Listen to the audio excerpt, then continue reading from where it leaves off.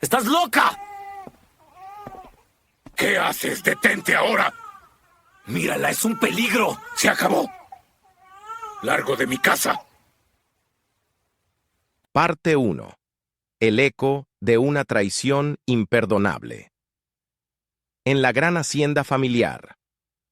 Cuando el patriarca descubrió el oscuro secreto oculto de su propio hijo.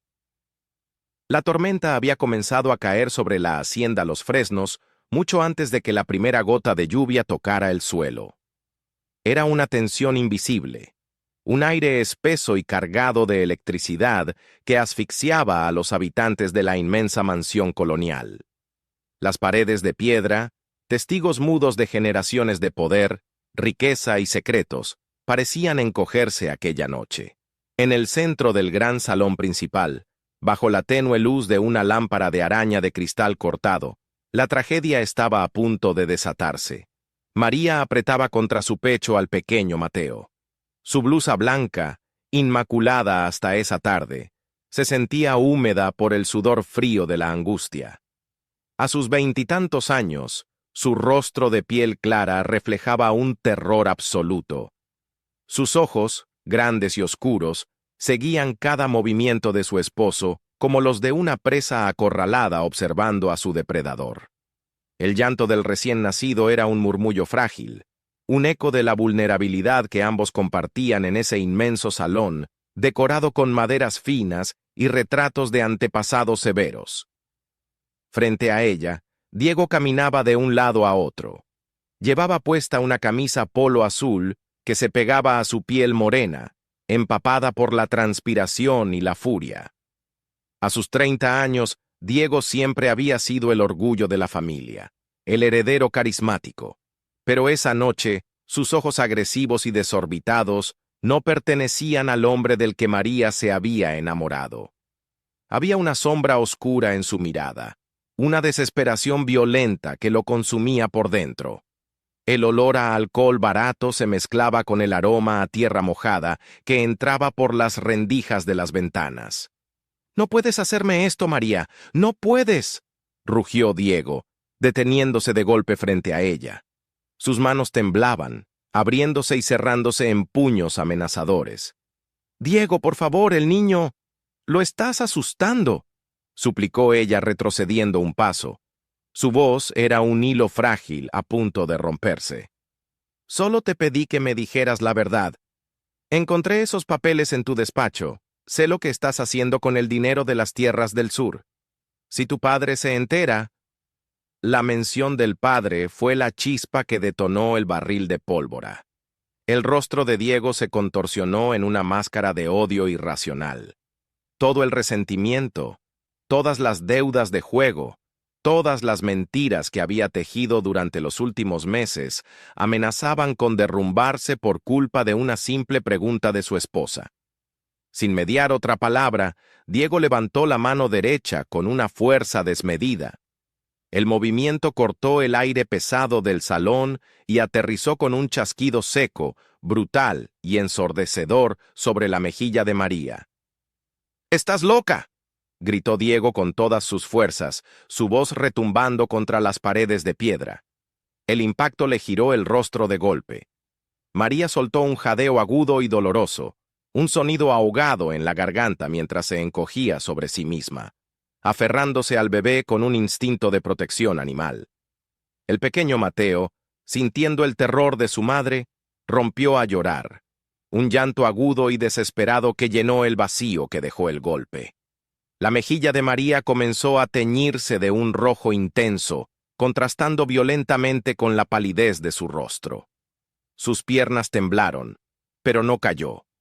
El instinto maternal la mantuvo en pie, aunque su alma acababa de ser fracturada en 1000 pedazos. Por un instante que pareció durar una eternidad, solo se escuchó el llanto del niño y la respiración agitada de Diego, quien miraba su propia mano temblorosa, no con arrepentimiento, sino con una furia aún mayor, como si culpara a María por haberlo obligado a golpearla. Pero ese instante de silencio fue destrozado abruptamente. Parte 2. El peso de la verdad. en la oscuridad del despacho, y el plan macabro del heredero al descubierto. El camino hacia el segundo piso de la hacienda Los Fresnos nunca le había parecido tan largo a Arturo. Las escaleras de caoba crujían levemente bajo el peso de sus pasos, un sonido familiar que esta noche resonaba como un lamento fúnebre. A su lado, María subía en silencio, aferrando a Mateo contra su pecho como si el bebé fuera su único ancla a la cordura. La tormenta en el exterior arreciaba, arrojando ráfagas de viento y lluvia contra los inmensos ventanales de los pasillos, iluminando intermitentemente con relámpagos los retratos al óleo de los antepasados de la familia. Arturo llevaba en su mano derecha la pequeña llave dorada que María le había entregado.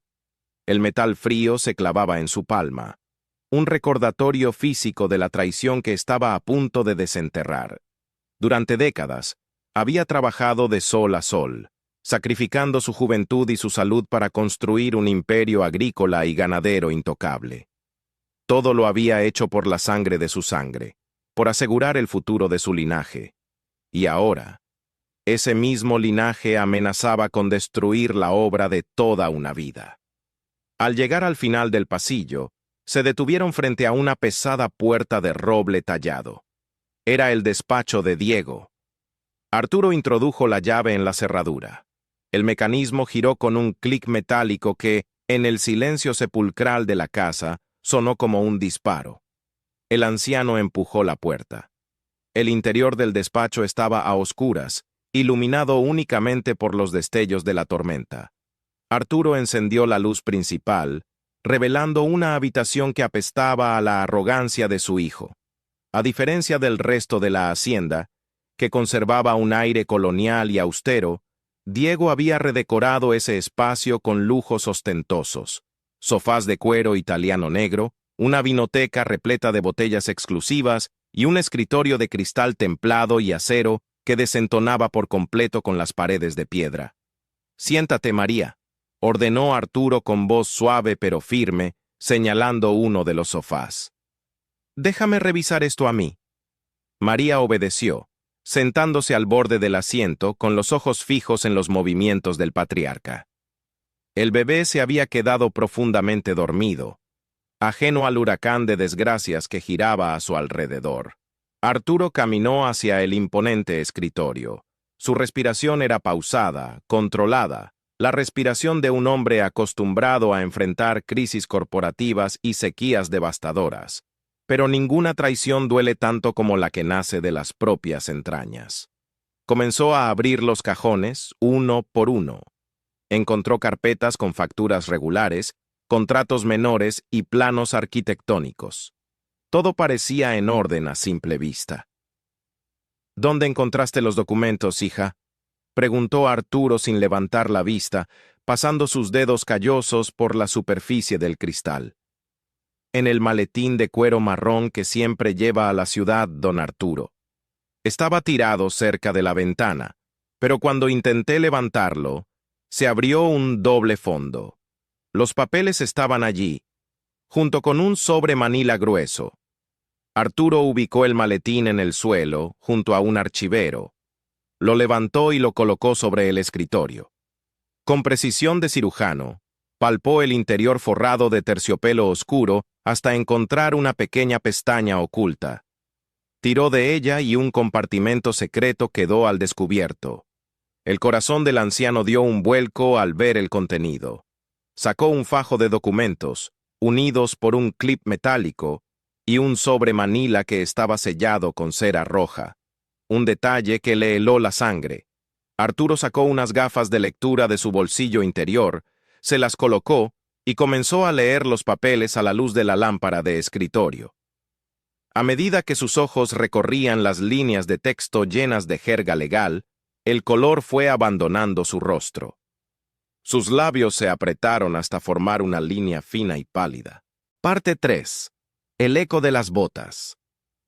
En la penumbra, y el inevitable enfrentamiento entre la sangre y la lealtad. La oscuridad en la hacienda.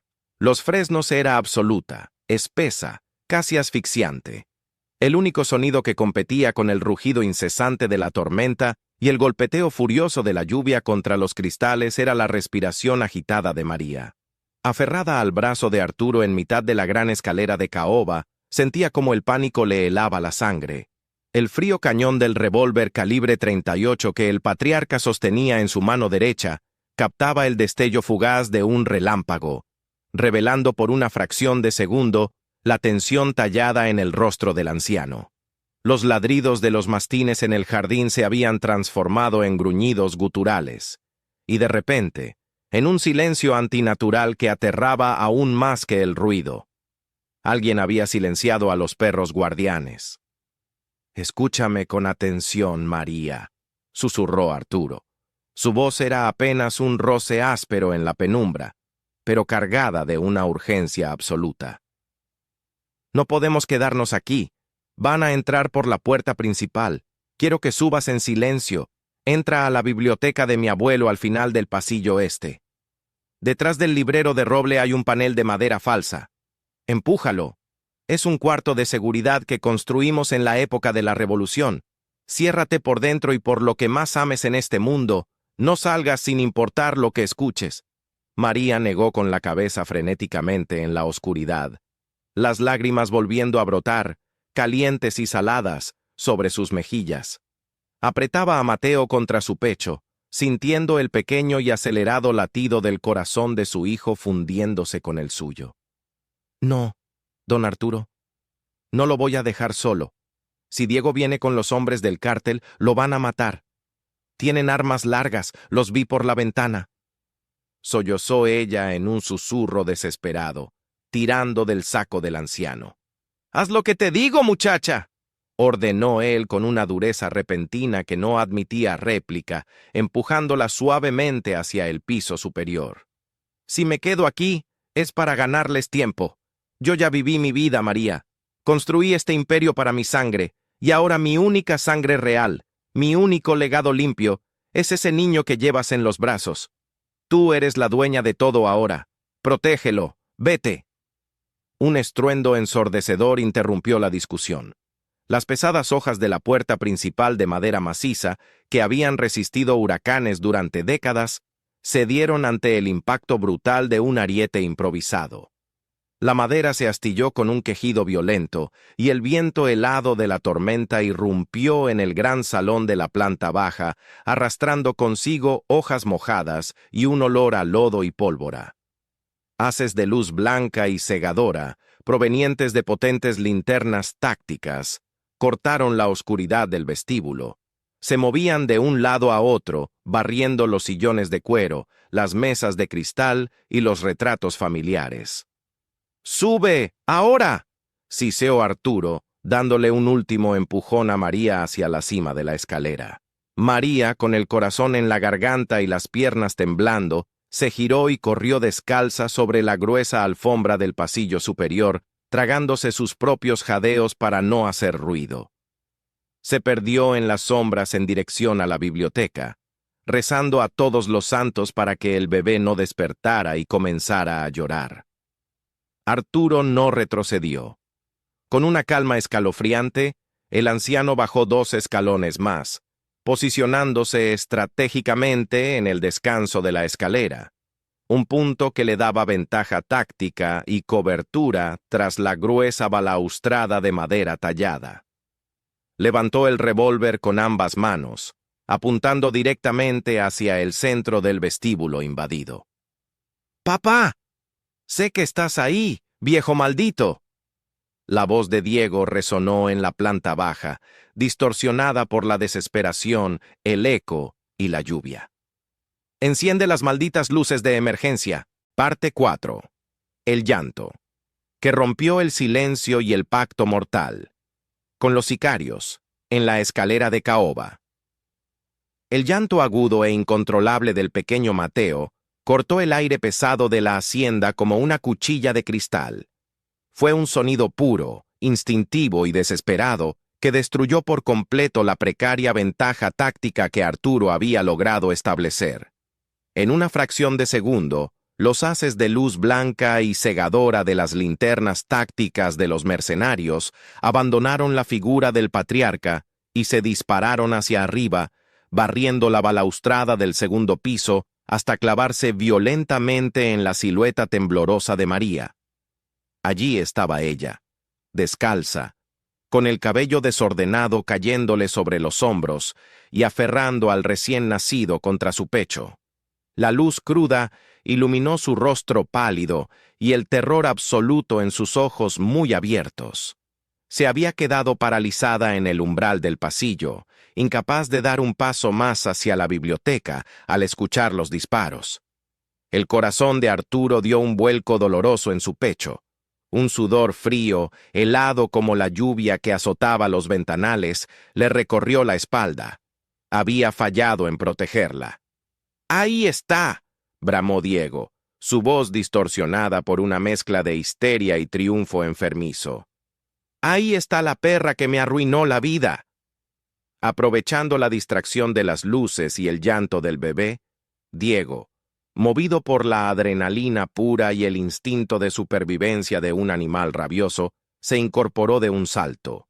Ignorando las astillas de madera que el disparo de su padre había levantado a centímetros de su rostro, comenzó a trepar los escalones de caoba a 4 patas, tropezando y resbalando, pero avanzando con una velocidad aterradora hacia el rellano superior. Arturo levantó de inmediato su revólver calibre 38, apuntando a la espalda de su hijo. Su dedo índice acarició el gatillo con una presión mortal. Tenía a Diego en la mira. Podía acabar con la amenaza en ese mismo instante, pero al alinear el cañón, la luz de los relámpagos iluminó la trayectoria. Justo detrás del cuerpo en movimiento de Diego, en la línea de fuego directa, se encontraba María, petrificada por el miedo. Si la bala atravesaba a Diego, o si Arturo fallaba por 1 milímetro debido a la poca luz, el proyectil impactaría directamente en la joven madre o en su nieto. Arturo apretó los dientes hasta que la mandíbula le dolió, maldiciendo en silencio, y bajó ligeramente el arma. No podía disparar. El sonido metálico de los seguros de los rifles de asalto siendo liberados resonó en la planta baja. Los 2 matones del cártel apuntaron hacia arriba. La situación estaba a 1 segundo de convertirse en una masacre descontrolada. ¡Quietos todos! ¡Nadie dispara!, rugió la voz rasposa del líder de los sicarios, resonando con una autoridad brutal que logró sobreponerse al ruido de la tormenta y al llanto del niño. El mercenario al mando bajó el cañón de su rifle y dio un paso al frente, iluminando el rostro del anciano. A diferencia de Diego, este hombre no actuaba por pánico ni por emociones. Era un calculador frío.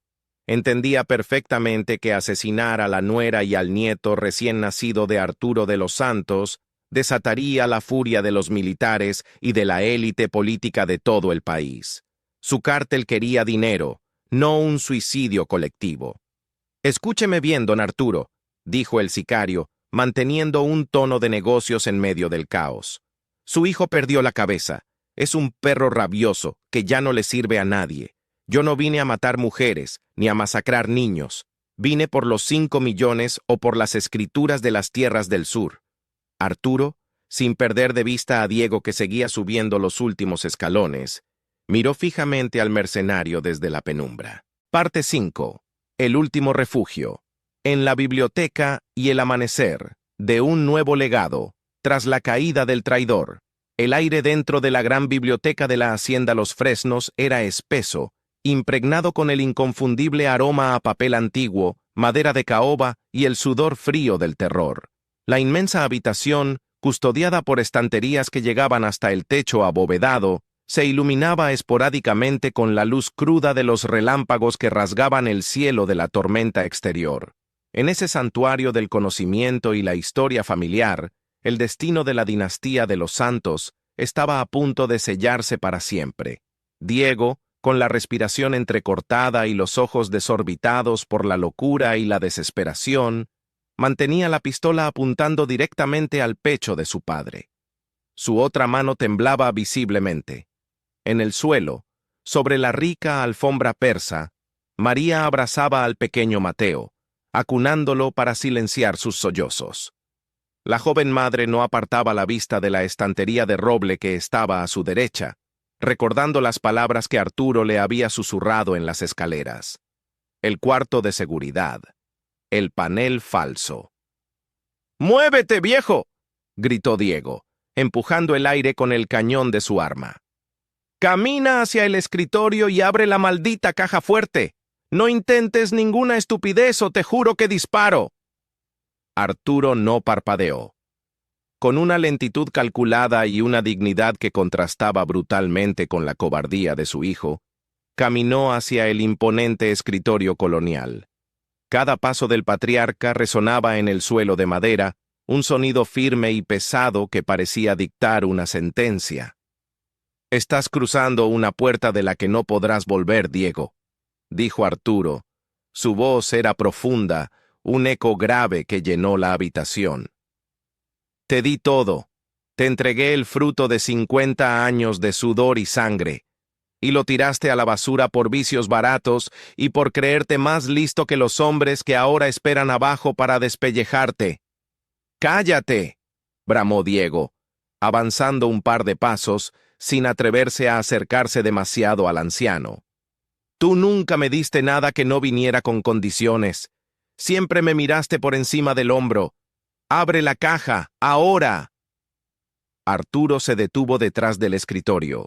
Con un movimiento sereno, apartó un pesado retrato al óleo de su propio abuelo, revelando una moderna caja fuerte de acero incrustada en el muro de piedra original de la hacienda. Mientras el patriarca giraba la perilla mecánica de la caja, introduciendo la combinación número por número, sus ojos se cruzaron con los de María en la penumbra. Fue una mirada fugaz, de apenas una fracción de segundo, pero cargada de una instrucción silenciosa e imperativa. Arturo inclinó levemente la cabeza hacia la estantería de roble. María entendió. Su corazón latía con tanta fuerza que sentía que le iba a romper las costillas. Lentamente, aprovechando que la atención de Diego estaba fija en los movimientos de su padre y en el sonido metálico de la caja fuerte, comenzó a arrastrarse por la alfombra. Aferró a Mateo contra su pecho, moviéndose centímetro a centímetro hacia el mueble macizo. Clic. El pesado mecanismo de la caja fuerte cedió. Arturo tiró de la manija y la pesada puerta de acero se abrió, revelando su interior. Había gruesos fajos de dólares en efectivo, joyas de la familia y varias carpetas de cuero que contenían las escrituras originales de todas las propiedades. Los ojos de Diego brillaron con una codicia enfermiza al ver el dinero. La ambición cegó por completo su ya fracturado juicio. Bajó la pistola apenas unos centímetros, hipnotizado por la salvación material que tenía frente a él. «¡Sácalo todo!», exigió Diego, dando un paso rápido hacia el escritorio. «Los pasaportes y el dinero, mételos en ese maletín». Fue el error que Arturo estaba esperando, el único error fatal. El sonido de unos pasos pesados, firmes y cargados de una autoridad inquebrantable, resonó en la escalera de caoba que conectaba el salón con el piso superior. Era un sonido que Diego conocía desde niño, un sonido que siempre había infundido respeto, y ahora un terror paralizante. Arturo, el patriarca de la familia, descendió los últimos escalones a una velocidad que desafiaba sus 60 años. Vestido con su impecable traje azul oscuro, su cabello plateado brillaba bajo la luz artificial, pero era su rostro lo que paralizaba la sangre. Estaba rojo de ira. Sus ojos, normalmente serenos y calculadores, ardían con un fuego justiciero. Era el hombre que había construido un imperio desde la nada, un hombre que no toleraba la deslealtad y mucho menos la cobardía. «¿Qué haces? ¡Detente ahora!». La voz de Arturo fue un trueno profundo, grave y dominante, que hizo vibrar los cristales de las ventanas. No era una petición, era una orden absoluta. Diego, sintiéndose repentinamente pequeño bajo la mirada de su padre, intentó recuperar el control de la situación. Su respiración era errática. En un acto de desesperación y manipulación, dio un paso al frente y señaló agresivamente a María, quien seguía encogida, llorando en silencio mientras intentaba calmar al bebé. «¡Mírala! ¡Es un peligro!», gritó Diego, con el rostro desencajado y la voz cargada de falso pánico. «Está mal de la cabeza, papá. Lleva días diciendo locuras, inventando historias. Le va a hacer daño a mi hijo, tuve que quitárselo». María levantó la vista, con los ojos llenos de lágrimas y terror. Negó con la cabeza lentamente, incapaz de articular palabra, temblando de pies a cabeza. El bebé seguía llorando suavemente, un sonido que partía el corazón de cualquier ser humano con un mínimo de empatía. Arturo no dudó ni un segundo. No miró las lágrimas falsas de su hijo, ni escuchó sus excusas vacías. Caminó directamente hacia ellos, interponiéndose físicamente entre el agresor y las víctimas. Su figura robusta y alta se convirtió en un escudo impenetrable frente a María. Le dio la espalda a la joven madre, protegiéndola por completo, y clavó su mirada implacable en los ojos cobardes de Diego. «¡Se acabó!», sentenció Arturo, pronunciando cada sílaba con una claridad asombrosa, fría y cortante como el hielo. «¡Largo de mi casa!». El silencio volvió a caer sobre la habitación con el peso de una lápida de mármol. Diego apretó la mandíbula con tanta fuerza que los músculos de su rostro parecieron a punto de estallar. Sus ojos se entrecerraron, inyectados en sangre. Dio un paso hacia atrás, evaluando la figura imponente de su padre. En ese instante, el tiempo pareció detenerse. La imagen quedó congelada. El patriarca firme y protector, el hijo convertido en un extraño monstruo, y la joven madre acunando el futuro de la dinastía. Diego sabía que no podía ganar esa batalla, no esa noche. Emitió un gruñido ahogado, una mezcla de frustración y odio, y sin decir una palabra más, giró sobre sus talones. Caminó a zancadas largas hacia la inmensa puerta doble de roble tallado. La abrió de un tirón y salió a la noche oscura. El portazo que siguió hizo temblar los cimientos de la hacienda, fundiéndose con el estruendo de un relámpago que iluminó el cielo lluvioso de México. Arturo se quedó inmóvil hasta que escuchó el motor de la camioneta de Diego arrancar, quemando llantas sobre la grava del camino principal, alejándose bajo la tormenta. Solo entonces, la tensión de sus hombros pareció ceder un poco. Dejó escapar un suspiro profundo y cansado. Se giró lentamente hacia María. El rostro del anciano se transformó. La furia desapareció, dejando lugar a una infinita compasión y a un dolor paternal. Se acercó a María y, con una delicadeza que contrastaba con sus manos ásperas de hombre de campo, le tocó suavemente el hombro. «Hija mía», murmuró Arturo, con la voz rota por la emoción. «¿Estás bien? ¿El niño está herido?» «¡Dios santo!», murmuró Arturo, y su voz, por primera vez en la noche, tembló de puro horror. «¡No puede ser! Este miserable...» «¿Qué dice don Arturo?», preguntó María poniéndose de pie instintivamente, con el miedo atenazándole la garganta. «Es peor de lo que imaginabas, María», respondió el anciano, golpeando el papel contra la mesa con una rabia contenida que hacía vibrar el cristal. «No solo falsificó mi firma para hipotecar las tierras del sur. Ha utilizado como garantía los títulos de propiedad de esta misma hacienda, de los Fresnos. Y no le pidió dinero a un banco comercial. Le firmó pagarés al sindicato criminal de los hermanos Valdés. Hombres que no cobran con embargos legales, María. Cobran con sangre». María ahogó un grito, llevándose una mano a la boca. Los hermanos Valdés eran una leyenda negra en la región, conocidos por su crueldad y su control sobre los casinos clandestinos de la frontera. Si Diego les debía dinero, la vida de todos en esa casa no valía nada. ¿Cuánto les debe?», logró articular la joven madre. «Casi $5 millones», sentenció Arturo quitándose las gafas y frotándose los ojos con cansancio extremo. El plazo se venció hace 48 horas. Por eso Diego estaba como un animal rabioso. Por eso planeaba huir. Arturo dejó los contratos a un lado y tomó el sobre Manila. Lo rasgó sin cuidado, volcando su contenido sobre la mesa.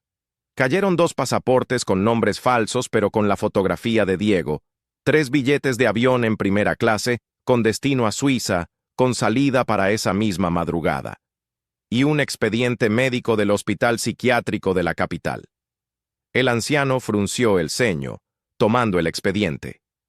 Al leer el nombre en la portada, sintió una náusea profunda revolviéndole el estómago. Se giró hacia María, con una mirada cargada de un dolor indomable. «María, acércate», pidió Arturo con un tono lúgubre. Ella avanzó lentamente, arrastrando los pies. Arturo le entregó el documento. «Léelo tú misma. Quiero que veas con tus propios ojos la magnitud del monstruo con el que te casaste». Las manos de María temblaron al sostener el grueso papel membretado. Sus ojos, aún hinchados por el llanto anterior, recorrieron las palabras escritas con tinta negra. Paciente. María Fernanda Rivas de los Santos. Diagnóstico preevaluativo. Trastorno delirante grave, esquizofrenia paranoide con episodios violentos. Recomendación. Internamiento inmediato y prolongado en pabellón psiquiátrico de alta seguridad. Custodia total del menor a nombre del padre, Diego de los Santos. Al final de la página, la firma de un médico corrupto y un sello oficial que validaba la mentira más atroz que jamás hubiera leído. El papel se resbaló de sus dedos y cayó al suelo. María sintió que el aire abandonaba sus pulmones. Las piernas no le respondieron y cayó de rodillas, apretando al bebé contra ella, mientras un llanto silencioso, nacido desde lo más profundo de sus entrañas, la sacudía por completo. Él iba a encerrarme, sollozó María, balbuceando entre lágrimas. Iba a dejar que me pudriera en un manicomio. Iba a robarme a mi hijo, don Arturo. Me iba a volver loca de verdad en ese lugar y se llevaría a Mateo con él a Suiza. Es un demonio. Arturo no intentó levantarla de inmediato. Sabía que ella necesitaba expulsar el veneno de esa revelación. Caminó hacia ella y se agachó a su lado, apoyando una mano firme y protectora sobre su espalda. «Escúchame bien, María», dijo Arturo, y su voz ya no era la de un anciano herido, sino la del implacable líder que levantó la hacienda Los Fresnos. «No derrames una sola lágrima más por ese cobarde. El llanto es para los que se rinden, y nosotros no vamos a rendirnos. Él creyó que podía pisotearte porque te creía débil, porque vienes de una familia humilde, pero cometió el peor error de su vida. Me subestimó a mí y te subestimó a ti». La luz de una de las linternas iluminó el rostro de Diego. Estaba empapado, con el cabello pegado a la frente y la camisa polo azul rasgada en un hombro. Sus ojos, antes llenos de arrogancia, ahora reflejaban el pánico absoluto de un animal acorralado. Respiraba con dificultad, y en su mano derecha empuñaba una pistola semiautomática que le temblaba visiblemente. Pero Diego no estaba solo. Detrás de él, 2 hombres corpulentos, vestidos con ropa táctica oscura y chalecos antibalas, entraron al salón. Caminaban con la precisión y la frialdad de asesinos profesionales. Llevaban rifles de asalto colgados del cuello y escrutaban cada rincón del salón con sus linternas. Eran los cobradores de los hermanos Valdés. «¡Me bloqueaste las cuentas!», gritó Diego avanzando unos pasos hacia el centro del salón, pateando una pequeña mesa de centro para abrirse paso. «Intenté hacer la transferencia en el camino y el banco me retuvo los fondos. Llamaste a Roberto, ¿verdad? Me vendiste, me dejaste a mi suerte». Arturo, desde la oscuridad de la escalera, apretó la mandíbula. Su voz, cuando finalmente habló, fue como un látigo de hielo que cortó el aire tenso del salón. «Tú te vendiste solo, Diego. Tú entregaste las escrituras de tu propia casa y la vida de tu familia a la escoria.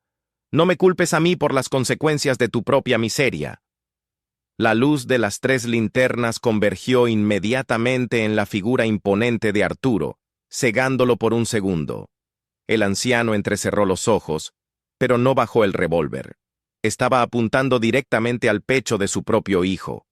Uno de los hombres del cártel, el que parecía estar al mando, dio un paso al frente, bajando ligeramente el cañón de su rifle, en un gesto que denotaba tanto respeto como amenaza. «Don Arturo de los Santos», dijo el mercenario, con una voz rasposa y carente de emoción. «Es un honor conocer a una leyenda de esta región. Mis patrones, los hermanos Valdés, le envían sus respetos. Pero los negocios son los negocios. Su hijo nos debe $5 millones. El plazo expiró. Venimos por el dinero, por las escrituras originales de las tierras del sur que están en su caja fuerte, o por la vida de su hijo. Elija usted». Diego tragó saliva sonoramente, mirando a los hombres armados, y luego a su padre. Estaba sudando frío. «Papá, por favor», suplicó Diego, y su voz de repente perdió toda la valentía, volviéndose aguda y lastimera. «Tienes el dinero en efectivo en la caja fuerte del despacho. Tienes los títulos. Dáselos. Si no les pagamos, me van a matar aquí mismo». Arturo sintió una punzada de asco en el estómago. Ver a su hijo, el hombre que horas antes golpeaba salvajemente a su esposa y planeaba encerrarla en un manicomio, ahora suplicando y llorando como un cobarde frente a unos matones a sueldo, fue la decepción final. «Se equivocan de dirección, señores», respondió Arturo, manteniendo la voz firme y grave, proyectándola para que resonara en todo el salón. «El hombre que ven ahí, el que llora y suplica, ya no es mi hijo. Fue desheredado legalmente hace exactamente 1 hora por mi abogado y un juez de guardia. No tiene acceso a mis cuentas, no es dueño de ni un solo centímetro cuadrado de esta tierra, y no me importa lo que hagan con él». El silencio que siguió fue absoluto. Solo se escuchaba la tormenta. Diego se quedó petrificado, abriendo los ojos desmesuradamente al comprender que su padre hablaba completamente en serio.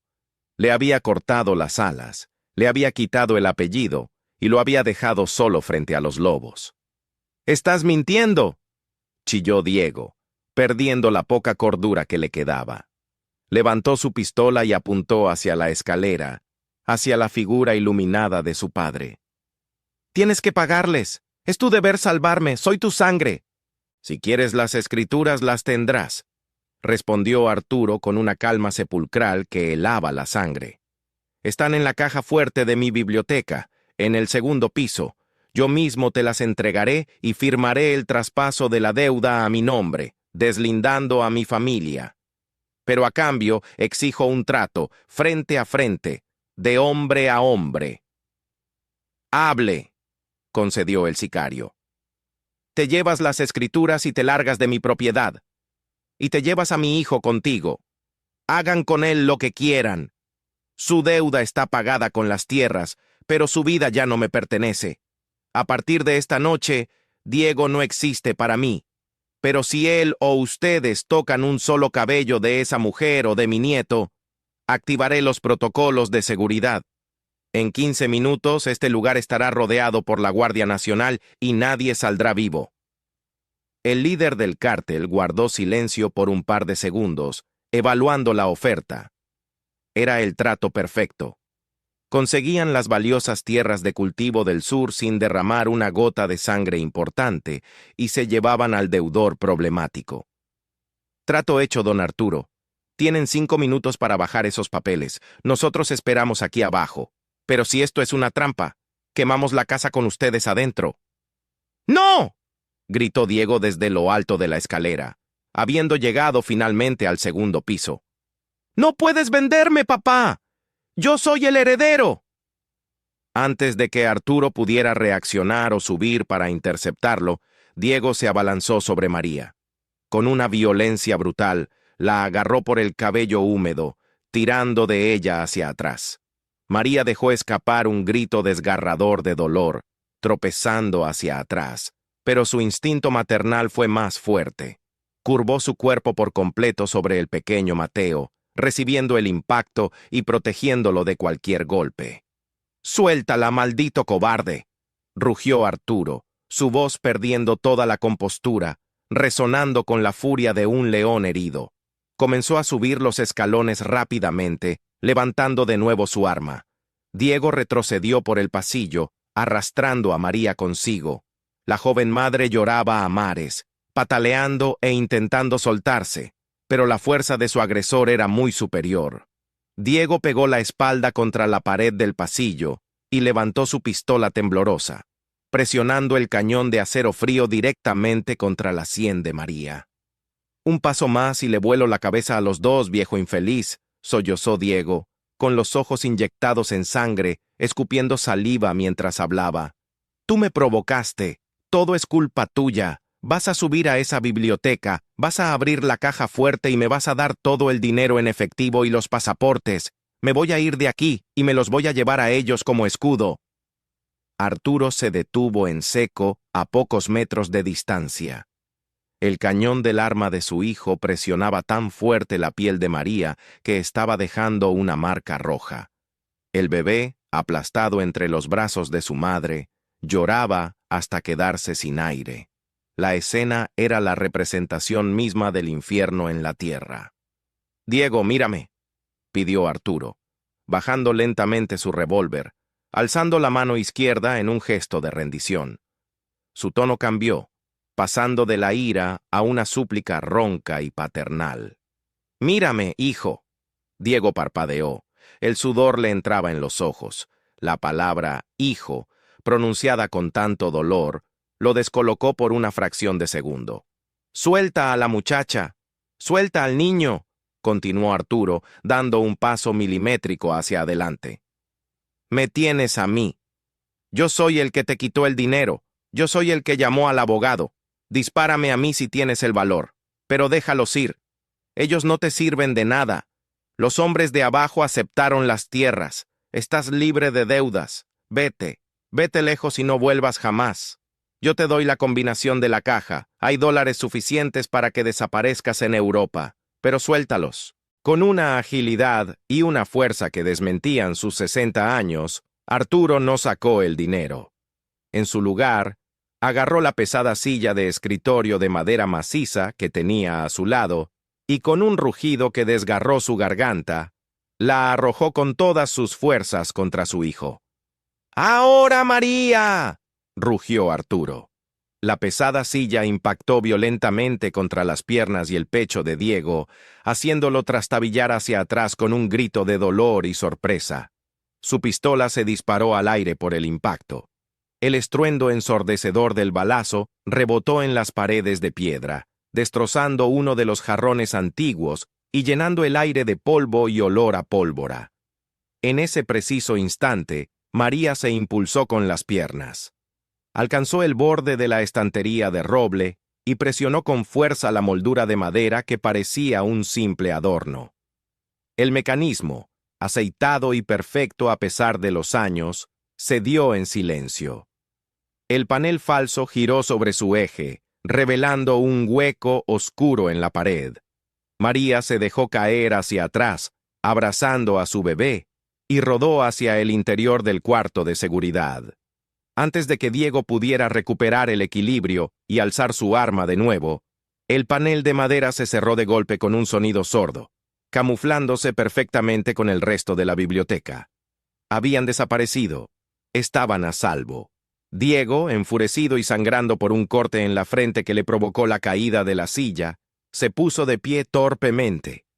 Apuntó su arma hacia la estantería cerrada y vació el cargador. ¡Bang! ¡Bang! ¡Bang! Las balas perforaron la madera y destrozaron los lomos de los libros, pero el muro de piedra maciza y acero que forraba el cuarto de seguridad absorbió los impactos sin inmutarse. Al quedarse sin balas, el silencio que siguió fue absoluto, solo interrumpido por el clic metálico del percutor vacío de la pistola de Diego y su respiración agitada. Giró la cabeza lentamente hacia el escritorio. Arturo estaba de pie, erguido, con su propio revólver calibre 38, apuntando directamente al centro de la frente de su hijo. El anciano no temblaba. Su rostro era una máscara de hielo impenetrable. «Se acabó, Diego», sentenció Arturo, su voz cortando el aire lleno de polvo. «Ya no tienes rehenes, ya no tienes dinero, y ya no tienes familia». Diego dejó caer el arma vacía al suelo. El pánico absoluto reemplazó finalmente a la rabia. Levantó las manos, temblando de pies a cabeza. «Papá, por favor, soy tu hijo», rogó, cayendo de rodillas sobre la alfombra, llorando con la miseria de un hombre que sabe que ha perdido absolutamente todo. Antes de que Arturo pudiera responder, la pesada puerta de la biblioteca fue abierta de una patada brutal que arrancó las bisagras del marco. El líder de los sicarios, acompañado por sus 2 hombres, entró en la habitación con los rifles de asalto en alto. Habían escuchado los disparos y no estaban dispuestos a esperar más. Las linternas tácticas iluminaron la escena. La estantería destrozada, Diego de rodillas llorando desconsoladamente, y el patriarca de pie, imponente y sereno junto a la caja fuerte abierta. El líder del cártel bajó su arma, comprendiendo inmediatamente la situación. Miró a Arturo con un renovado respeto. «¿Hubo algún problema, don Arturo?», preguntó el sicario con su voz áspera. Arturo no apartó la mirada de su hijo mientras respondía. Con la mano izquierda, extrajo una gruesa carpeta de cuero del interior de la caja fuerte y la arrojó sobre el escritorio. «Ningún problema que no esté resuelto», dijo el anciano, bajando lentamente su revólver y guardándolo en su funda. «Ahí tienen las escrituras originales de las tierras del sur. Están firmadas y notariadas, endosadas al portador. Es un pago que cubre la deuda de 5 millones y los intereses». El sicario se acercó, tomó la carpeta, revisó rápidamente los documentos a la luz de su linterna y asintió satisfecho. Era un botín incalculable. María, al sentir la calidez y la protección en la voz del patriarca, no pudo contenerse más. Cayó de rodillas sobre la alfombra persa, abrazando a Mateo contra su pecho, llorando desconsoladamente. Arturo se arrodilló junto a ella, sin importarle arruinar su costoso traje, y la rodeó con sus brazos fuertes, dándole el refugio que su propio hijo le había negado. «Ya pasó, María. Estás a salvo. Aquí no volverá a tocarte nadie, te lo juro por mi vida», le susurraba Arturo, acariciándole el cabello con torpeza, pero con sincero afecto. Minutos después, cuando el llanto del bebé cesó y la respiración de María comenzó a normalizarse, Arturo la ayudó a levantarse y la guió hacia uno de los grandes sofás de cuero del salón. Le sirvió un vaso de agua con manos que aún temblaban levemente por la adrenalina. «Bebe esto», le ordenó con dulzura. «Y ahora, María, necesito que me mires a los ojos y me digas la verdad, toda la verdad. Conozco a mi hijo.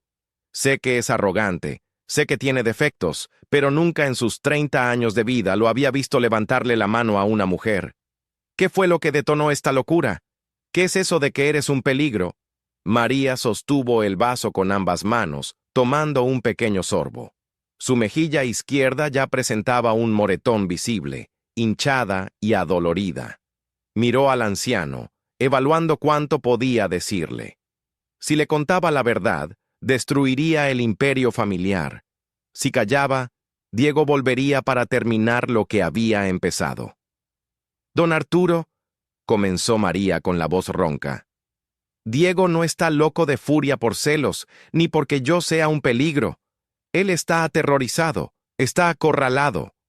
El patriarca frunció el ceño sentándose frente a ella. «¿Acorralado? ¿Por quién?». María tragó saliva y metió la mano temblorosa en el bolsillo de su pantalón. Sacó una pequeña llave dorada y la puso sobre la mesa de centro, de cristal y madera, entre los dos.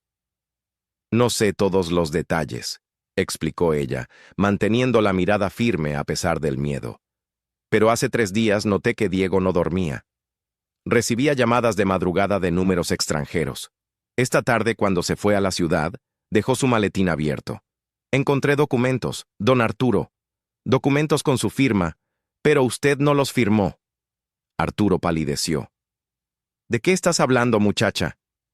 Él ha hipotecado las tierras del sur, las tierras de siembra que han pertenecido a su familia por 100 años, continuó María, y cada palabra era una puñalada en el corazón del anciano. Se las entregó a un cartel. Perdió millones de dólares en apuestas ilegales en la frontera. Diego no nos iba a dejar. Diego planeaba venderlo todo y escapar esta misma noche a Europa sin nosotros. Lo descubrí, lo confronté, y por eso me golpeó. Iba a llevarse al bebé para obligarlo a usted a pagar sus deudas, don Arturo. Iba a usar a su propio nieto como moneda de cambio. El silencio que siguió a esta revelación fue más ensordecedor que la tormenta exterior. Arturo miró la pequeña llave dorada sobre la mesa, la llave del escritorio privado de su hijo. El dolor de la traición era físico, un peso aplastante en el pecho. Su sangre, su heredero, no solo era un maltratador, sino un traidor que estaba dispuesto a entregar el legado de la familia a la mafia. Arturo cerró los ojos y respiró profundamente. Cuando los volvió a abrir, ya no era solo un padre decepcionado ni un abuelo protector. Era el lobo alfa que debía proteger su manada a cualquier precio. «Ven conmigo, María», dijo Arturo poniéndose de pie con una energía renovada y sombría. «Vamos al despacho de mi hijo. Si lo que dices es cierto, esta noche no solo ha perdido a su familia. Esta noche, Diego acaba de cavar su propia tumba, y yo mismo me encargaré de enterrarlo». El anciano se levantó. Su postura ahora era erguida, desafiante. Se dirigió al teléfono fijo de caoba que reposaba en un extremo del escritorio y descolgó el auricular. Marcó una serie de números de memoria con movimientos rápidos y precisos. «¿A quién llama?», preguntó María, secándose las lágrimas con el dorso de la mano y poniéndose de pie lentamente. «A Roberto, mi abogado, y a Fernando, el director del Banco Estatal», respondió Arturo sin apartar la mirada del ventanal oscuro. «Diego cree que tiene acceso a las cuentas internacionales de la empresa para hacer la transferencia esta madrugada y huir. Voy a congelar cada centavo que lleve mi apellido. Lo voy a dejar sin un peso, sin pasaportes reales y sin salida». La llamada conectó. «Roberto, perdona la hora, pero estamos en estado de emergencia», habló Arturo. Su tono no admitía vacilaciones. «Necesito que despiertes al juez Garza». «Sí, ahora mismo. Quiero una orden de restricción inmediata contra Diego.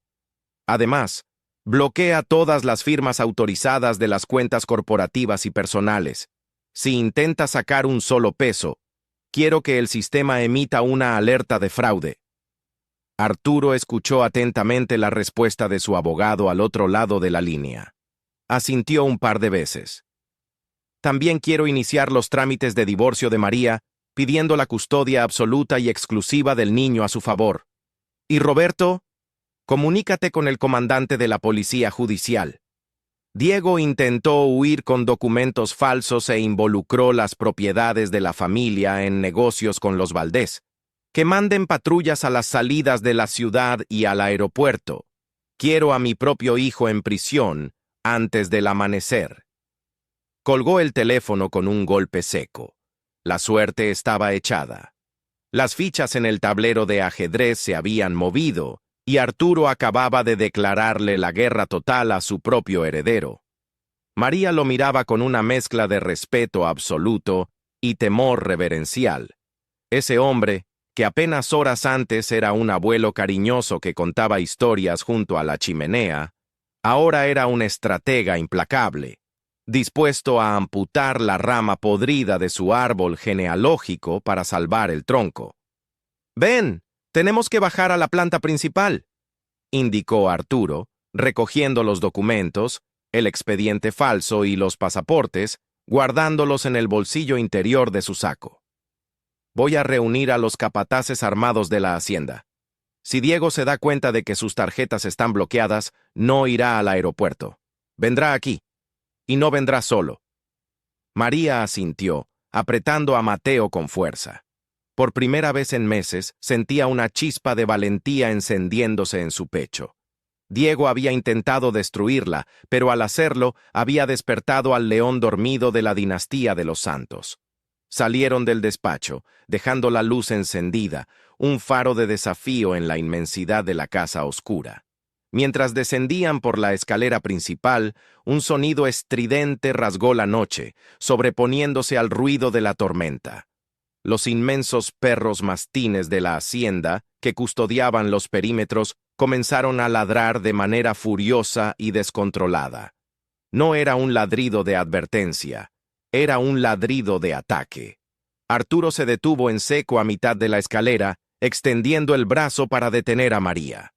Las luces de la planta baja parpadearon violentamente y con un crujido sordo, la hacienda entera se sumió en una oscuridad absoluta. La energía eléctrica había sido cortada desde el exterior. «Quédate detrás de mí», susurró Arturo, llevando lentamente su mano derecha hacia la funda de cuero que llevaba oculta en la cintura bajo su saco, desenfundando un pesado revólver calibre 38 que nunca lo abandonaba. «La sangre se honra, Diego, no se ensucia», replicó Arturo, sin inmutarse ante el arma que le apuntaba. «Y a ustedes, señores Valdés, les sugiero que tomen a su deudor y salgan por la misma puerta que rompieron. Si disparan un solo tiro en mi casa, si tocan a alguien de mi personal, les juro por mi vida que mañana por la mañana tendré al ejército completo y a la Guardia Nacional peinando cada rancho, cada bodega y cada casino clandestino que tienen en el estado. Ustedes saben que tengo el poder para hacerlo. Llévense su basura y estamos en paz». El mercenario al mando dudó. Bajó la linterna por un momento. Sabía que el anciano no faroleaba. Arturo de los Santos financiaba campañas políticas y tenía contactos en los niveles más altos del gobierno federal. Una guerra contra él no sería un negocio rentable para el cártel. El matón miró a Diego con evidente desprecio. «Parece que tu crédito se agotó, muchacho. Camina. Nos vamos». «No», rugió Diego, retrocediendo y apuntando su pistola de forma errática entre el matón y su padre. «No me voy a ir con ustedes. Hay millones en la caja fuerte de arriba. Y si el viejo no me da la combinación, la perra de mi esposa lo hará. Sé que está aquí». Diego giró bruscamente y comenzó a correr hacia la escalera, disparando un tiro ciego hacia el techo. El estruendo del disparo fue ensordecedor en el espacio cerrado. El fogonazo iluminó el salón. Un pedazo de yeso del techo cayó cerca de Arturo. El instinto protector de Arturo se activó al instante. No iba a permitir que ese monstruo subiera al piso donde estaba María. Apretó el gatillo de su revólver. El disparo cruzó el salón, impactando violentamente contra la madera del primer escalón, justo a centímetros de las botas de Diego, enviando una lluvia de astillas afiladas al aire. Diego soltó un grito de terror y se tiró al suelo, cubriéndose la cabeza, mientras los mercenarios del cártel levantaban sus rifles, listos para desatar el infierno. Pero antes de que alguien más pudiera jalar el gatillo, el haz de luz de una linterna desde el pasillo superior iluminó la escalera. María, desobedeciendo las órdenes del patriarca, se había asomado desde la barandilla de la planta alta. El ruido del primer disparo había despertado a Mateo, cuyo llanto agudo y desesperado ahora resonaba claramente por toda la hacienda, revelando su posición exacta y sellando el destino de todos los presentes. María, a pesar del terror paralizante y del dolor punzante en su cuero cabelludo, miró al anciano a través de sus lágrimas. Don Arturo estaba dispuesto a sacrificar su propia vida, su imperio y su orgullo por salvarla a ella y a un niño que ni siquiera llevaba su sangre de manera legítima, dado que el padre había renunciado a él. En ese momento, en la oscuridad de ese pasillo, María comprendió el verdadero significado de la familia.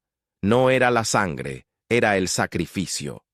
«¡No te acerques!», gritó Diego, la paranoia apoderándose por completo de su mente. «Es una trampa. ¿Quieres acercarte para matarme? Abre la maldita puerta de la biblioteca, ahora». Diego empujó a María hacia adelante, usándola como un escudo humano, obligando a Arturo a retroceder paso a paso por el pasillo oscuro.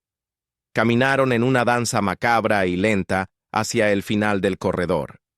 La tormenta rugía con más violencia, haciendo crujir los cristales de los ventanales contiguos. Arturo llegó a la puerta de roble macizo de la biblioteca. Extendió la mano, giró el pomo de latón frío y empujó la pesada hoja de madera. La inmensa habitación, llena de miles de libros antiguos y retratos, estaba sumida en las sombras, iluminada solo por los destellos eléctricos del exterior. Al fondo, detrás del pesado escritorio colonial, se encontraba oculta la caja fuerte empotrada en la pared de piedra. «Entra», ordenó Diego, empujando a María hacia adentro con tal fuerza que la joven tropezó y cayó de rodillas sobre la alfombra persa, abrazando a su hijo para amortiguar el golpe. Arturo entró tras ella, sin apartar la mirada de los ojos desquiciados de su hijo. Diego cerró la puerta de la biblioteca detrás de ellos de una patada, dejando el salón en un encierro claustrofóbico. Se paró frente a la puerta cerrada, apuntando alternativamente a la cabeza de su padre y a la de su esposa. El enfrentamiento final había llegado. En ese santuario del conocimiento y la historia familiar, rodeados por los fantasmas de sus ancestros, solo uno de los dos hombres saldría vivo de la habitación, y el destino de la dinastía de los Santos pendía de un hilo a punto de romperse. «La deuda está saldada, don Arturo. Los hermanos Valdés son hombres de palabra. Nuestra transacción ha terminado». El mercenario se dio la vuelta para salir, pero Arturo levantó una mano, deteniéndolo. «Un último detalle», añadió el patriarca, su voz desprovista de cualquier emoción humana mientras señalaba al hombre arrodillado en el suelo. «Les dije que se llevaran a su deudor. Él ya no pertenece a esta casa». Diego levantó la cabeza, pálido como un cadáver. «No, papá, por favor, no me entregues. Me van a matar, te lo ruego», chilló Diego, arrastrándose hacia las botas de Arturo, intentando aferrarse a sus pantalones. Arturo dio un paso atrás, apartándose con desprecio, evitando el contacto. «Llévenselo de mi vista», ordenó Arturo al sicario. El líder del cártel hizo una señal con la cabeza. Sus dos hombres avanzaron rápidamente. Agarraron a Diego por los brazos y lo levantaron del suelo con brutalidad. Diego pataleaba, gritaba y suplicaba, pero sus lamentos eran inútiles. Lo arrastraron fuera de la biblioteca, por el pasillo oscuro y escaleras abajo.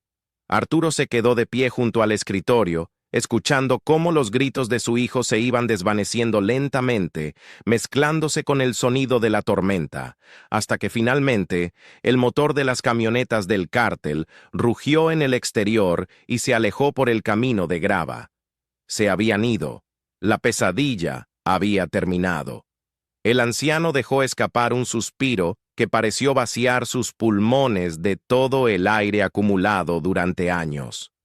Sus hombros se hundieron ligeramente, permitiéndose por primera vez en la noche sentir el peso aplastante de la edad y del dolor.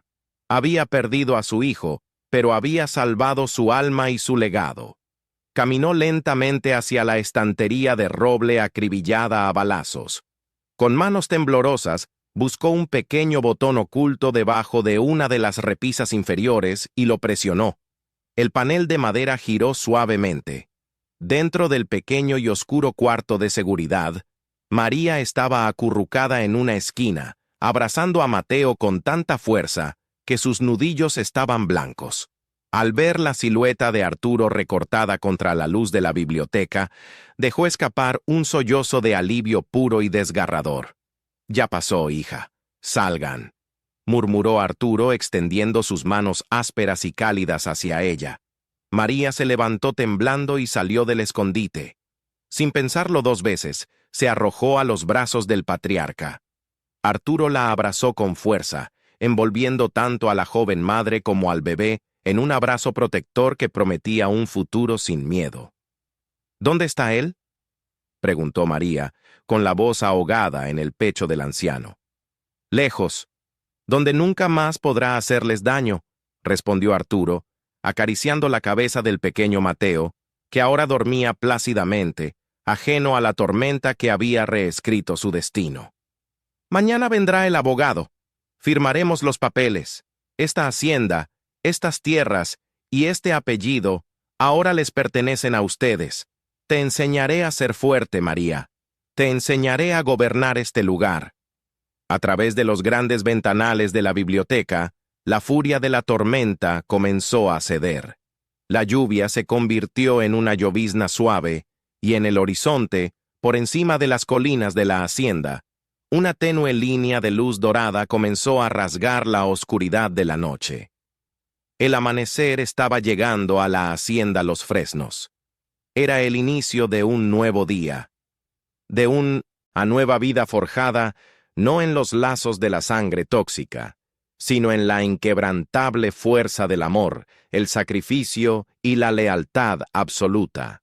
El eco de aquella bofetada cruel había destruido un espejismo, pero en su lugar había levantado los cimientos de una familia verdadera e indestructible. A través de los grandes ventanales del salón de la planta baja, bajo la luz de un relámpago, María pudo ver varias sombras alargadas y amenazantes que se movían rápidamente por el jardín delantero. Las pesadas puertas de hierro forjado de la entrada principal no habían sido abiertas con llave, habían sido derribadas. El demonio no había ido al aeropuerto. El demonio había regresado para cobrar su deuda y había traído el infierno con él.